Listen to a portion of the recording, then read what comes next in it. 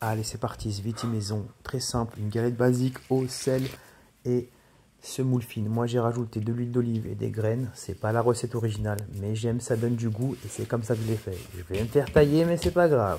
Ensuite, on la mélange bien, on la pétrit bien pendant 5, 6, 7 minutes jusqu'à ce qu'on ait une texture assez sympa, assez compacte, quoi. On coupe ça en deux et on fait deux belles galettes de Kestra. Je vous mettrai les ingrédients dans les commentaires ou en description. Je fais cuire la galette des deux côtés à feu moyen. Il faut qu'elle soit bien cuite. Des petits coups de fourchette comme la maman à l'époque, tu connais. Voilà, on met la galette de côté.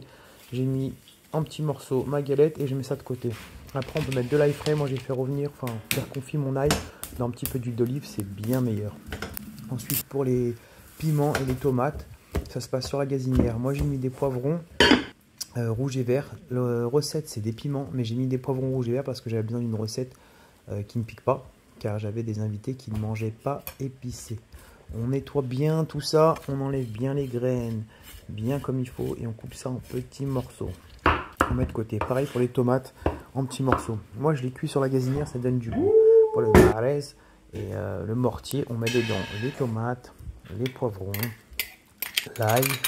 Bon, vous voyez, c'est de l'ail confit, c'est bien plus, c'est un peu moins fort et c'est vraiment goûteux.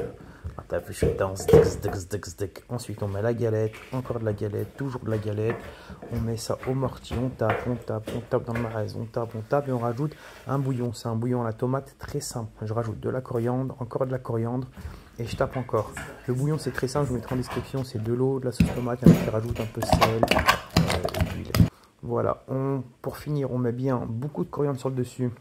De l'huile d'olive, c'est très important pour ajouter un peu de goût et de saveur. Voilà, on obtient un Sveti exceptionnel.